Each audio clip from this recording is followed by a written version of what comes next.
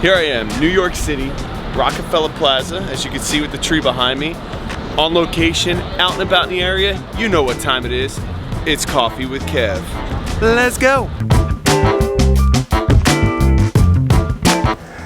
Oh, you're filming me, filming you. Coffee with Kev, as everybody knows now. Everybody. Third episode. So far, most important. Let me ask you a question. Do you have any food allergies? No. No. Okay, so this is the Forte little travel bag.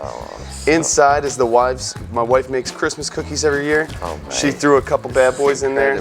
They'll blow your mind, but it's a little, it's a kit we put together for our party. You get everything in here. It's a bunch of little better than British Airways. Allie, shout out to Allie. She put the pack together. My wife's just responsible for the cookies. That's it. So go ahead then, introduce yourself to the people. I'm Sean Poynter, and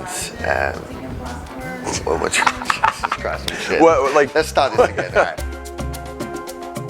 All right. I run OWP Global out of London. We're a headhunting agency and a headhunting consultancy, and we work with the insurance industry. Yeah. We work with loads of different people. We started off working with adjusters, but it's kind of spread and gone to carriers, we're up with a lot of service providers now. Yeah, we're going into our 13th year. Yeah, and I work with some really incredible people. That's awesome. Barry White and David Crosston in particular, who really taught me, about the industry. They were insurance professionals. That's awesome. So they really gave me an understanding of the business, which allowed me, when I started on my own, 24,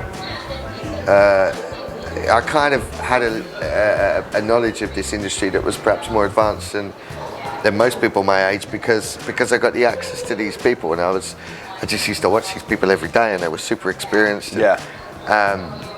They worked internationally as well, so I got to.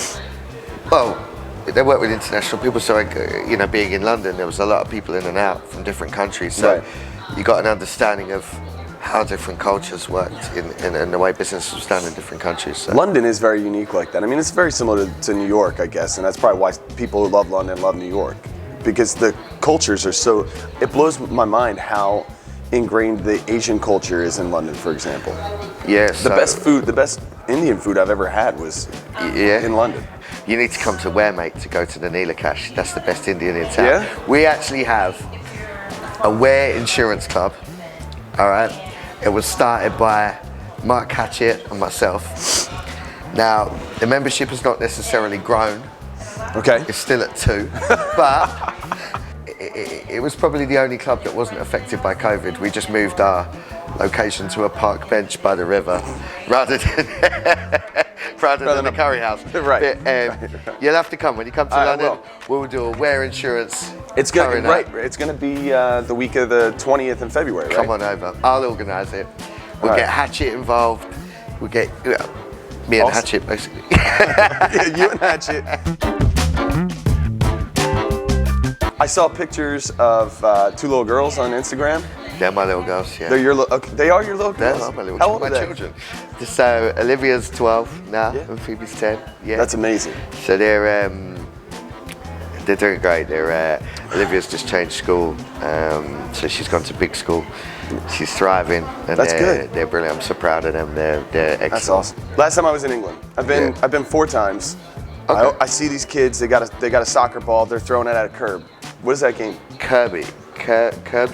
Okay. So the idea is, I haven't played it in a while, but so it's just a kid game. From memory, when we grew up, right, we didn't have iPads and stuff. I got brought up in quite a working class. No, don't get me wrong. I mean, it's not like, we didn't eat or anything. We had quite a nice life, but we didn't, like my kids now, Olivia's like playing on her iMac. I mean, we didn't have that, right? So we used to have a football. You had a football and a curb. And I have friends, and we went down the road and threw balls at curbs, occasionally hit a few people's cars and pissed them off.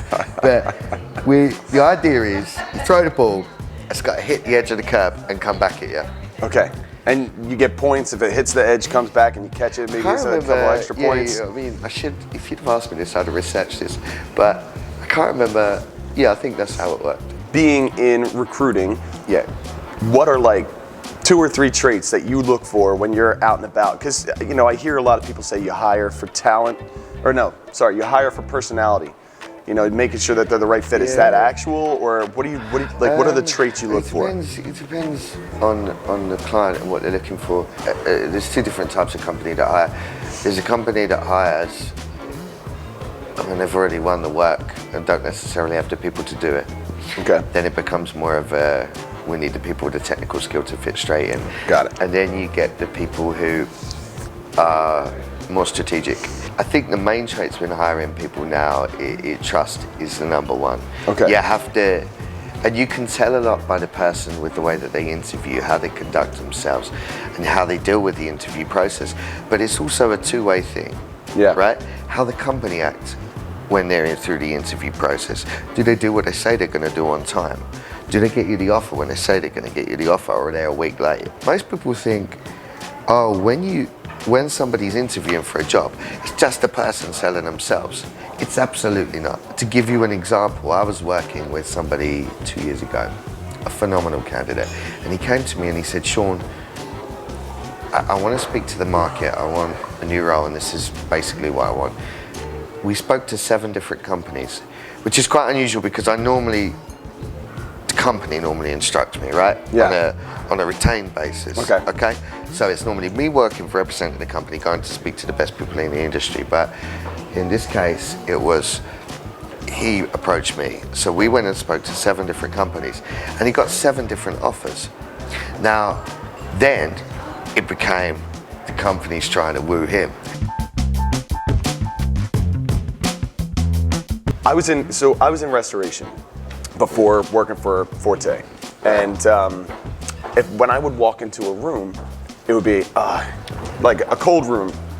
Hey, what's your name? Kevin. I'm with Service Master. It's all of a sudden it's like, oh, you're another restoration company rep. That was basically like the general feel. If it was a cold room, if it was a room full of people I knew, different story. Yeah, well, this just a relationship business. I love this industry so much, and I've been so fortunate to be able to meet people now who are my friends from all different walks of life and all different parts of the world, in which I've been able to learn so much, because it is a relationship business. The more you get to know people, and then if they trust you, they'll help. And a lot of the people that I met 10 years ago, now I work with. But it didn't happen overnight. Yeah. I think a lot of people get disgruntled. They come to London and they think, oh, I'm going to walk away with 15 claims just because I sat in a room with some people. No, you're not going to do that, right? You either commit to coming or you don't. And I'm not just saying this because we're doing a Forte interview, but if you want to look at, if you're asking me my opinion on one of the best people in this industry to be able to go and demonstrate what I've just spoken about, is Janelle. Oh yeah. She is really phenomenal. Like you pointed out, it's a relationship industry. Right. And the people who are the most successful long term are the ones who it's like, I expect my funeral to be 90% people from this industry. I'll come. My man, that's what I'm talking about. That's what I'm talking about. So is it called soccer or football? It's called football. And football is a game played with your feet. That's why it's called football. Do you know? Except here, where you play football with your hands. So you travel a lot internationally. Yes. You're all over the place. Yeah. Give me your 3 favorite places you travel to on a regular basis. In the world.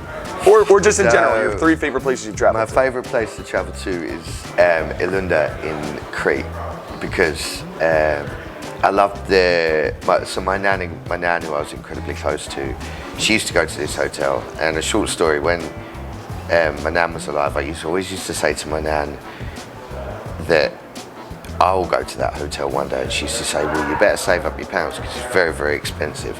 And when she died, about 3 weeks after, I was feeling a bit down, so I thought, I'm allowed to say it? I'll beep. Yeah, okay, beep that. I'll go there. And I did. And now me and my kids and my father, we go back, and my stepmother, we go back as a family, we go back every year. It's called the Ilunda Beach and the Ilunda Bay.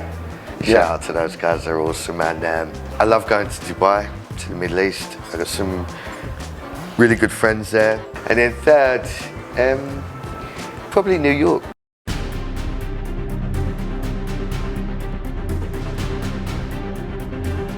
Tell me about your first week of Forte. Because I work remotely, It's a lot of get the tech, get set up, get things, you know, get all that kind of stuff going. So, but what I was so focused on was making a splash quick. So I called probably the week before and that week, every contact I had because I wanted a job before the end of week 1. Right. And shout out to Eric Gagnon from LaMarche, called me on Friday. Yeah. With my first job, my first assignment. No, I think I knew when I hired you. I was talking to them and they were talking me through it. I told them don't do it. I said don't. I think everybody did. No, they were like, we're not listening to you. I didn't know. All right, so I'm taking a page out of the Hot One book. I went on Instagram and I pulled up one picture because otherwise, you know, love the travel shots. Yeah, got it. And I got the picture of you with a mud mask on. What were you doing that day? My daughter is Olivia, my eldest daughter. She's quite into beauty and healthcare and makeup. Yeah. So we've gone through various stages of attending courses to make lip gloss. Okay. She made over $5,000 in 1 week selling lip gloss to all of my friends. I did it to teach her a life lesson. It was the worst life lesson I could have taught her. Because you got involved Basically, in it. I paid for everything. She made loads of money, and people gave her money because she was my daughter. So now she thinks she's Coco Chanel. The proudest moment you've had in your career? A few proud ones. Particularly, so I work very closely with Paul Kotler at Crawford GTS, and what we've been able to achieve. Jenny Gibbs is part of this team, Bob Welsh, Mike Law, right. Baoling, Joel, Trevor, all these guys, that we've been able to take an organisation, it was basically at about 80 adjusters, and in a year and a half we've taken it to 243. We turned a corner, and this is under Kotler's leadership, but we turned a corner where this thing was like the ugly duckling of the insurance world, right? The insurance adjusting world, the IA world. We've been able to turn a corner and basically create something where people are now calling us and want to work for us from our biggest competitors when they wouldn't have even taken our phone call a year and a half ago.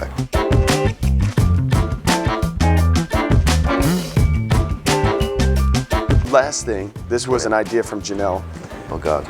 Cockney. Cockney rhyming slang. She said that you could teach me some Cockney phrases. All right. What do you want to know? So it's already where I'm. What's a useful piece of Cockney? Like what's a thing that I can say in everyday conversation? Okay. So, run up the apples. Run up the apples.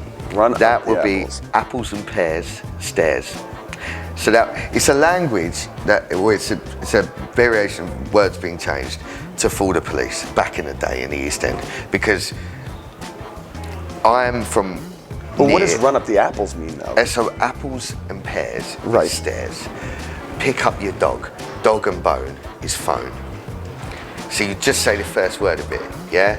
Okay. So you haven't got a Scooby. Scooby-Doo, clue. It means you ain't got a clue. Okay. Run up the apples, pick up the dog. Plates and meat, your feet. Get on your plates. Okay. Hello, China. China plate, mate. Right? It's just a different language. It's funny because after you say it, you go, right? And I'm like, I have no idea.